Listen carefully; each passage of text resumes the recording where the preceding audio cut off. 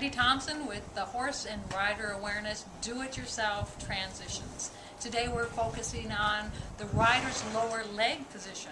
This is a problem that most riders have, as to how can they keep their legs stretched down where their weight is in the back of their calf and their weight is in their heel as they're riding and doing the whatever process they're doing, and in fact whatever style of riding they're doing.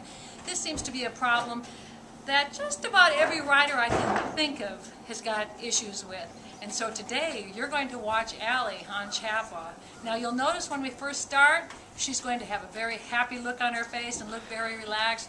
By the time we finished, she's going to be tired because we are going to readjust her lower leg position so it's more effective on a horse and of course where it looks better. Come on in and join us as once again we work with Allie and Chapa on the rider's lower leg position. All right. So, Alex, what did you, as we've been moving your leg position around a little bit where you could start feeling where your leg actually should be on his rib cage, what do you feel? Well, I feel that without my stirrup and walking him, it is right around here, right? Yes. And when I put my stirrup back on, I feel like I'm riding behind the spot. That's right. So your tendency is to actually put your legs behind the sweet spot where your leg gets held onto a horse. And you feel it when it slides way back, that's when your upper body tips forward. It makes sense. Yeah. Yeah, now that you feel it. Yeah. It's a pretty big feeling once you feel it, isn't it? Yeah. All right, so now we're going to isolate Alex's feeling again as to where the two-point or half seat should be. So Alex, this time when you go up in your upward position, which would be a rising trot position or a posting trot position, I want you to only go as high as it takes for your knee to start going down. That's all the higher you need to go. Okay, hold on. Right there? Uh-huh. How does that feel? Low. Oh, you've lowered your center of gravity. Yeah. Good. Slow. That's right. Okay. You can sit again, go for a walk. Let's walk. Good. All right, now I'd like you to do the same thing. You're going to rise to the walk and feel, just simply feel when you feel your knee coming down. Right there. That's right. That's all the higher you need to go with your seat. If you go higher than that, you're going to disconnect your center of balance from your horses, and that's where you'll lose your balance for doing the jumpers or dressage. It's relearning how to post. That's right, it is. It is. It's relearning how to post or rise the trot and how to keep your body. As you said, you can feel that your center of balance is a lot lower now. Yeah. Now feel that sweet spot on his rib cage to make sure your lower leg is underneath of you where it needs to be right now too. Okay, hold on, I forgot that. That's all right. It's a lot of things to do at one time. And Alex, you are such a good demonstration rider to allow us to do this to you. Oh, what are you feeling now?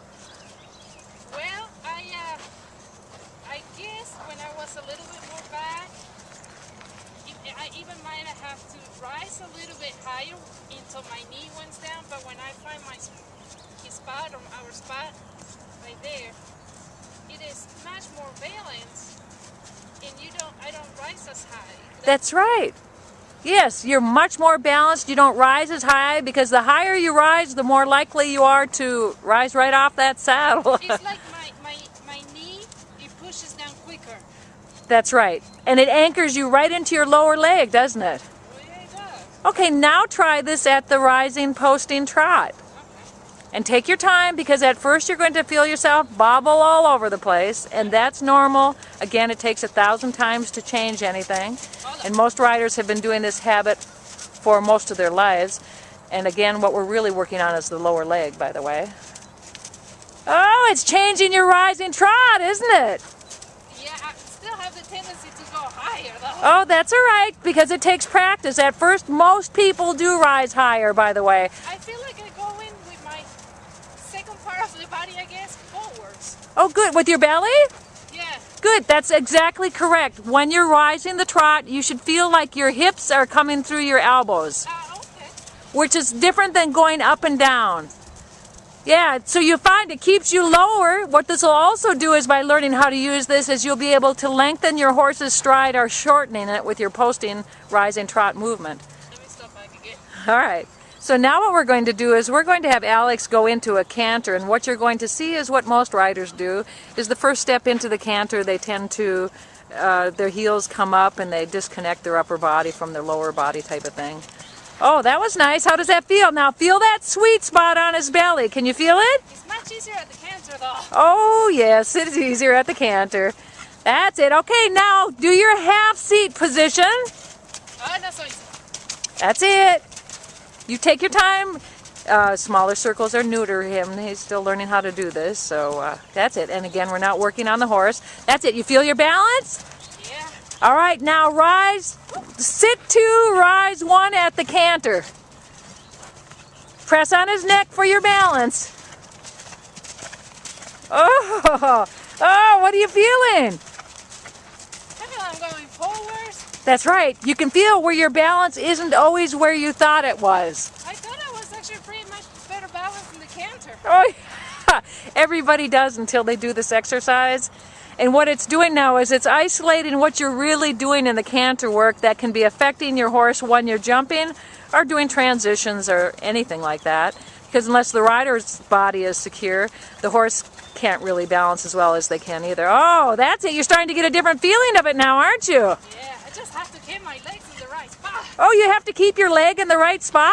Yeah, it's not easy though. No, it's not. Nice. Oh, what does it teach you about what you've been doing for your canter work? Yeah, I wasn't working either. Oh, you were working. You were doing the best you could with where you're at, but this is going to isolate it even more. You're doing such a nice job. I think you should try rising 2 and sitting 1 now. Thank you. You're welcome. There we go. Oh, yes, because you can see what you normally do in your 2-point position when you're coming up to a fence now, can't you? Yeah. You feel where you fall forward and backwards? Yeah. It's very nice. I feel on getting 2 up and 1 down. It's like I still touch my saddle and quite not stay in 1 more stride. That's right. There. Yeah, and you can feel where you drop it now, can't you? Oh yeah. Of course, the other side is harder, so let's try going to the left now. Okay. Again, as you watch the transition, what happened to her lower leg? And this happens with everybody. It's not only Alex. You may not even know you're doing it unless you can get somebody to videotape you. Good. And this can make a difference, especially if you're showing in equitation classes or anything like that where you're being judged on the way that you actually use your riding position. It'll really give a deep seat in that look. Good. Okay, now sit 2, rise 1. Feels different going to the left, doesn't it? Yes. Is your left leg whining yet? Oh, Oh, you are though. yes. So most people going to the left are going to have a harder time simply because you have to keep your left hip over your left leg to do this. And most riders don't keep their left hip over their left leg while they're riding. It's all right. We don't care what he's doing underneath of you because we're focused on you right now. Oh, it really makes you have to put your weight over your left leg different, doesn't it? Much more. Oh, yes, that's all right. He's going to do all kinds of things. So will your horses at home. There's nothing that anybody's doing wrong. We're just changing the position of the rider so that the horse can balance better. So, Alex, tell me what you were feeling as we were doing this exercise. Besides the excruciating pain. Oh, it's not really that painful, but you really notice it. No, you actually do. No, it's not that painful though. It's just, it makes you work harder than you actually think you're going to be working harder. That's right. And it gets here, muscle-wise, what I've been feeling is this one up in here. And this muscle here is the muscle that it helps me not to flop back That's on my right. saddle. So this muscle is getting work on too. Yes. And even you believe it or not, it is. I know. And on the left, which is our offside, I didn't feel that much to the right. I don't know why. Because your left leg is weaker, and most people's are. So you won't feel it as much to the right because your right leg is used to balancing your body. Okay. But your left leg whines a lot. But everybody's does.